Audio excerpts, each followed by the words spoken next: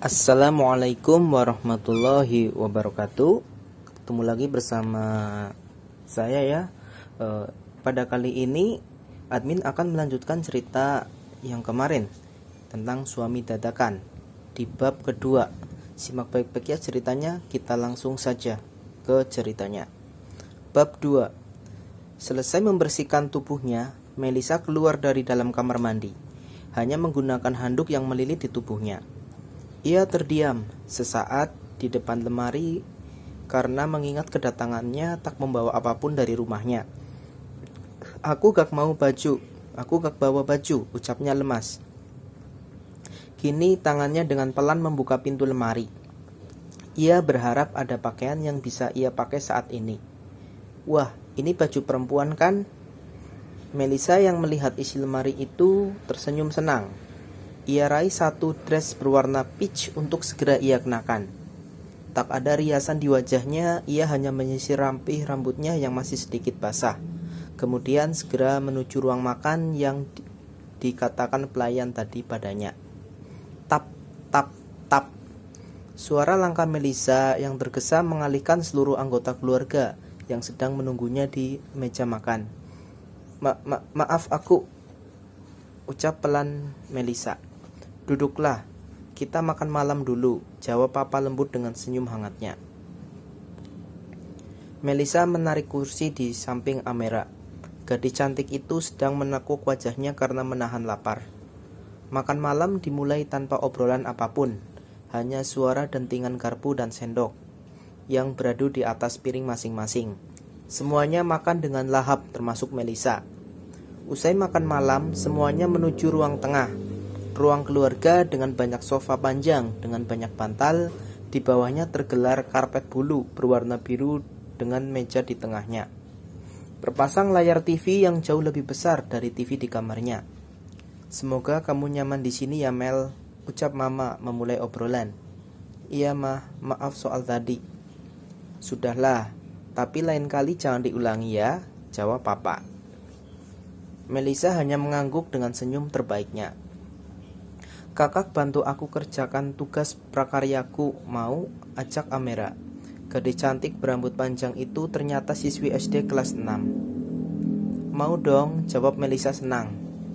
Setelah berpamitan, keduanya langsung menuju lantai 2, letak kamar Amera. Kamar yang mendominasi warna merah muda dengan gambar Hello Kitty di setiap dindingnya. Kakak tolong tempel-tempel yang di sini, biar adek yang gunting, ucapnya sambil menyiapkan bahan prakarya. Meski diselingi dengan gelak tawa, juga candaan, akhirnya tugas Amera pun selesai. Tepat pukul 9 malam, Melisa pun kembali ke kamarnya.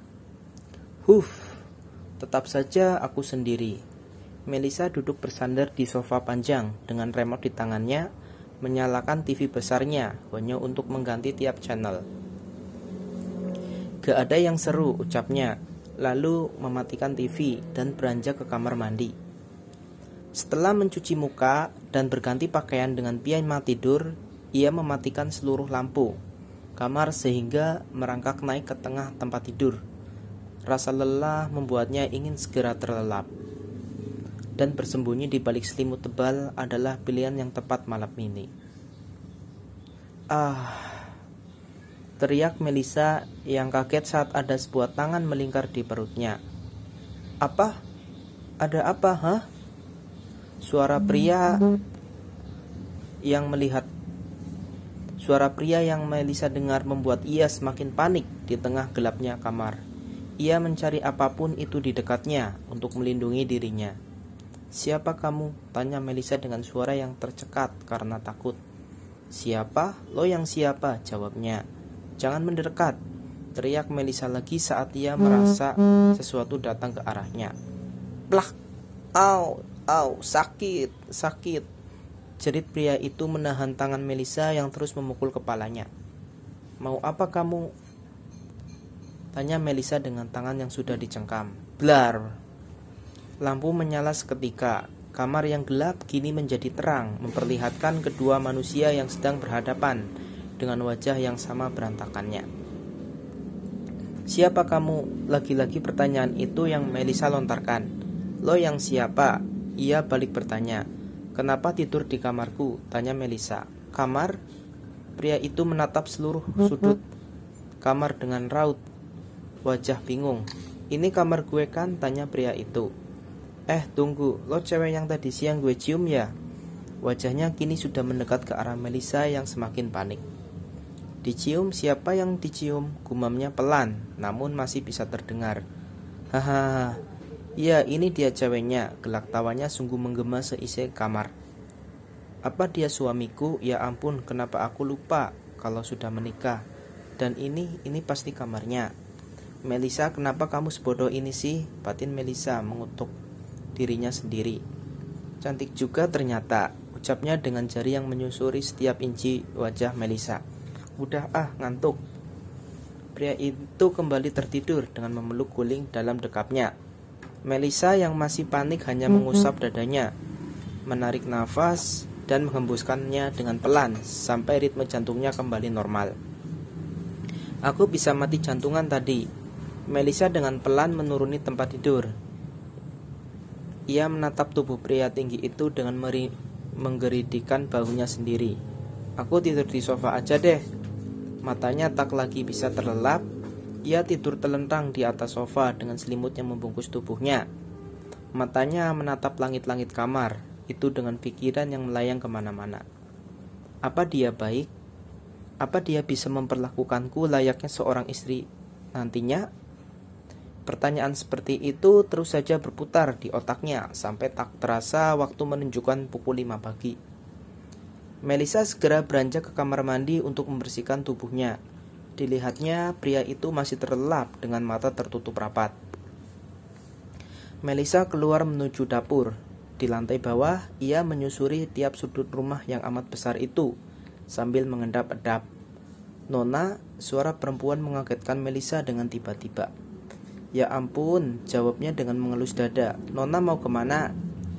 "Dapur, aku mau ke dapur," jawab Melisa dengan nafas masih terengah-engah. "Mari ikut saya," ajak pelayan tersebut. Sesampainya di dapur, Melisa nampak bingung. Ada 2 koki dengan cekatan sedang menyiapkan bahan makanannya untuk sarapan. "Ada yang bisa kubantu?" tanya Melisa. Para pelayan hanya saling menatap bingung. Melisa merasakan ketidaknyamanan mereka pun akhirnya memilih kembali ke kamarnya. Ceklek. Melisa membuka knop pintu dengan pelan. Ia terkejut saat masuk dan melihat pria itu sudah duduk bersandar di punggung ranjang sambil memainkan ponselnya. "Dari mana?" tanyanya tanpa menatap Melisa. "Aku dari dapur," jawab Melisa pelan dengan menundukkan wajahnya. "Kemari."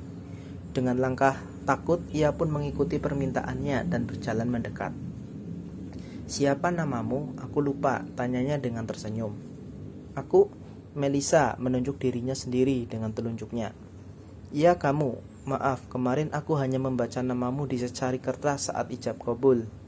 Melisa yang mendengar itu hanya mendengus kesal, alasan yang tidak masuk akal pikirannya.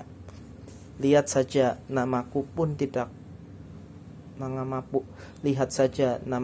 ia tidak tahu. Lalu bagaimana bisa ia kemari mau menikahiku? "Hei," suaranya membuyarkan lamunannya. "Aku Melisa Putri," jawabnya dengan malas.